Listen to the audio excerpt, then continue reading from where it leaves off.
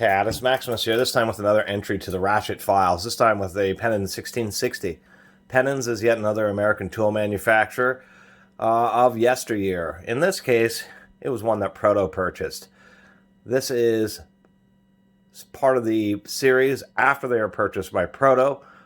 When Proto would buy various other tool companies, they'd be slowly phased out. So they continue to make their old products under the original manufacturer's name, and then essentially slowly be phased out. Challenger was probably the biggest one where they would do Challenger and then Challenger by Proto just because it was such a big name when they were purchased. But Pennens was a smaller name, and so Proto bought them, continued to make the Pennens tools for a while, and then one day they just disappeared. And really for good reason. I've already taken this apart.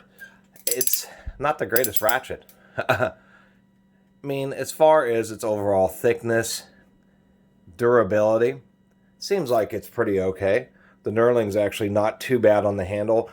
The more of these old knurled handled ratchets I get, the more I really like them. The knurled handles give you a better grip. Manufacturers today, the real reason they don't do it is because it's expensive. Knurling's expensive. It's a high wear operation, and it's a slow operation. That's why so few manufacturers really use it anymore. Some people may like the gigantic. This is a super huge reversing switch. Definitely no excuses of not being able to operate this super easily. Other things that maybe need some excuses is the coarseness of the ratchet. As a matter of fact, let's get that evened out, relatively evened out. Let's see how many teeth this has. 1, 2, 3, 4, 5, 6, 7, 8. So that would be a 32-tooth ratchet. 8 positions to go 90 degrees. And that's the first thing that really says it wasn't such a great brand. It's the easiest way of putting it.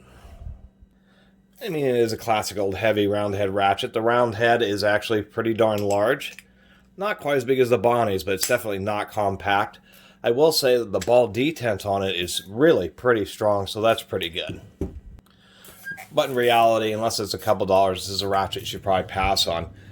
Take, for instance, the new Britain Mustang. I've done reviews of this and many other, Penncraft. Penncraft, you should not get confused with Penens. Penncraft was JCPenney's house brand made by New Britain. Pennens is once again Proto. So I have a Mustang here, which has a awesome mechanism in it. But you can see just how much smaller the head of this Mustang is, this New Britain. We do it this way. Certainly much narrower, and it has a much better, much more aggressive ratchet mechanism in it. You can see how much shorter it is. So the Pennens weren't particularly compact.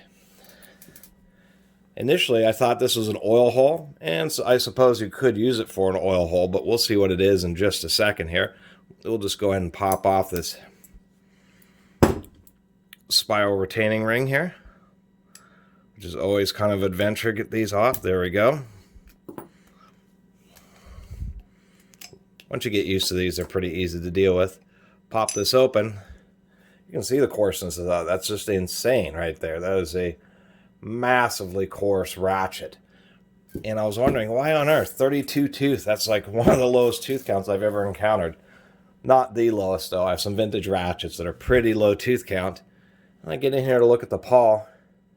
It's a single tooth pawl. This is actually, as far as the vintage ratchets are concerned, one of the worst. I mean, that's really the only way to put it. Has one of the lowest tooth counts.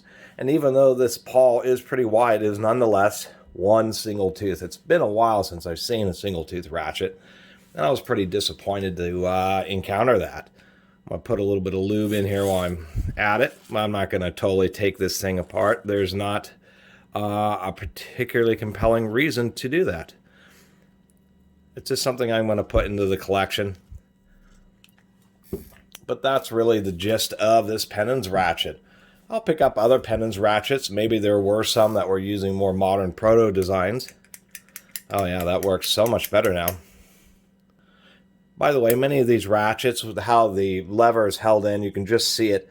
They have a spring-loaded detent, which is what's pressing on the back of the pawl, both reversing the direction and providing its springiness to operate. And you actually have to reach in there with something like a precision screwdriver and press that down and pop out the reverse wheel, and then the pin that holds the pawl is also trapped under there. This just happens to be a little hole that could be used for an oil hole. It just happens to be where the end of the pin is. And for some reason on this particular ratchet, it's been through drilled. Anyway, just wanted to add this ratchet to the tool database, showing that at least the Penens 660 or 1660, excuse me, really just wasn't such a great ratchet, and isn't something to get too excited about. Not with an extremely coarse 32 tooth design and a single tooth pawl. They could have at least put a double tooth in there just to make it a little bit more sturdy, especially if they're going to save so much money on so few teeth. And that's essentially the review I got for this thing. I was actually had high hopes for this thing, and then noticed how coarse it was. But when I opened it up, I was actually pretty disappointed just to see such a rudimentary pawl design with a single tooth. I was like, ouch. No wonder Pennens had trouble. I'm sure people had some trouble with these ratchets over the years. And by the way, getting these spiral retaining rings back on, you just catch one edge, and then you just go around with your fingers. It's actually pretty easy to just push it right around and get it right to snap back into place. That's the trick to doing these. So overall, I thought it was a neat ratchet, and I even paid $10 for it. And to tell you the truth, that's all this thing is worth. It's really a pretty cheap ratchet. Anyway, I really appreciate everybody who's been watching and subscribing. And if you haven't subscribed, please do. Until next time, Catus Maximus out.